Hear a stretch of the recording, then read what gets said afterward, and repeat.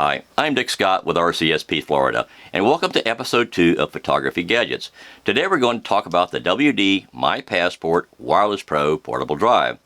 Are you like me, always worried you're going to lose a camera card or have something happen to it and you know you can never duplicate what's on it? I certainly do, and being a wildlife photographer, I can never have you redo on anything.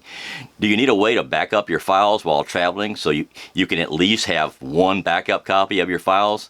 I did, and the solution I found was the WD My Passport Wireless Pro Portable Drive. Not only can it back up your SD cards or any card, and I'll explain that in a moment, but it can also charge your phone or anything within reason that uses a USB port to charge.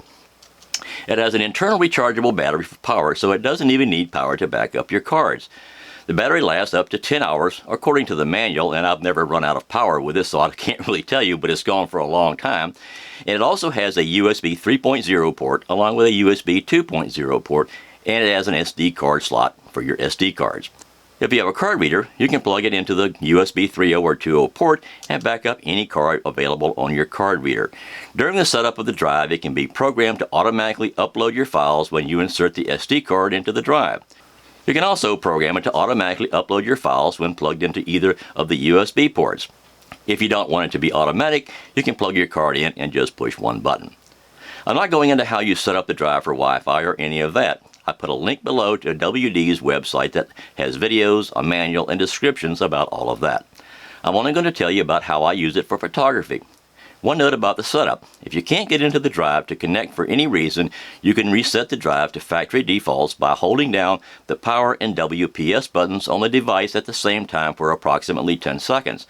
The device will reboot and the power and battery status LEDs will flash blue.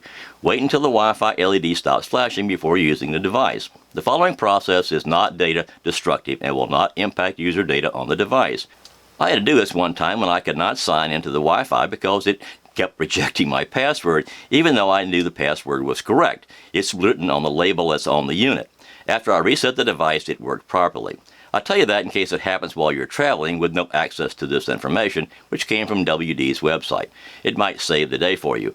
This does take everything back to factory defaults, so check all your settings once you get into the drive. Okay, you go out and shoot all day, and when you get back to your hotel or wherever you're staying for the night, it could be camping in the wilderness with no electrical power. It doesn't really matter. Turn on your drive and let it boot up. When you put the card in the card slot,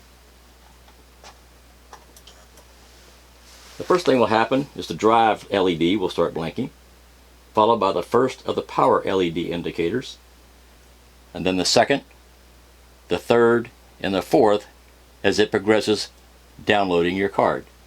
Once the card is completed, all the lights will stop flashing, the 4 LED power lights will be on, and so will the drive light.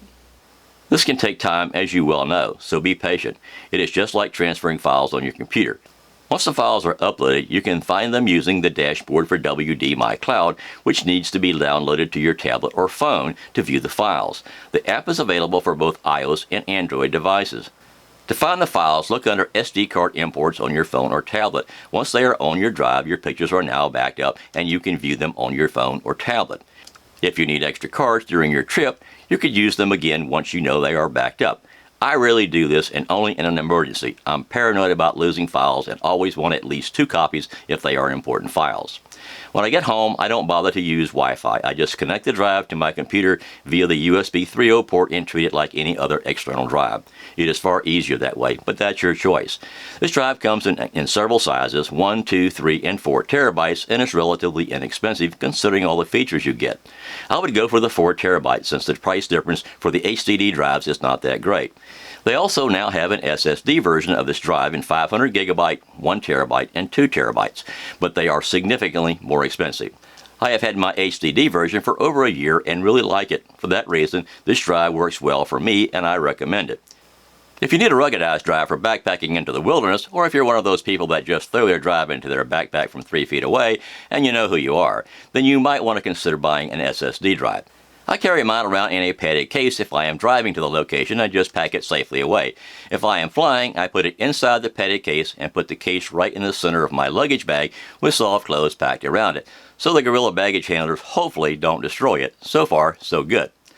I usually have 2 backpacks with my camera gear as my carry-on bags, and if there is room, I will put the drive in one of my backpacks. So that's it for this episode. Tell me what you think and what drives you use. You can reach me through YouTube or send an email to dscott@rcscottphotography.com. My website is www.rcscottphotography.com. Check it out to see some of my photos. I have a link below in the description for where you can buy these drives. If you use one of those links, I get a small amount to help pay for making these videos, and it costs you no additional money. I am never paid to promote a product, and I pay for everything out of my own pocket. If I received any payment, it would be a commercial and not a review. If you like this video, please hit the like button, and if you want to see more of my videos, please hit the subscribe button, which I would really appreciate. Subscribers help me with YouTube. Thanks for watching, and stay tuned for episode 3 coming soon. Have a great day.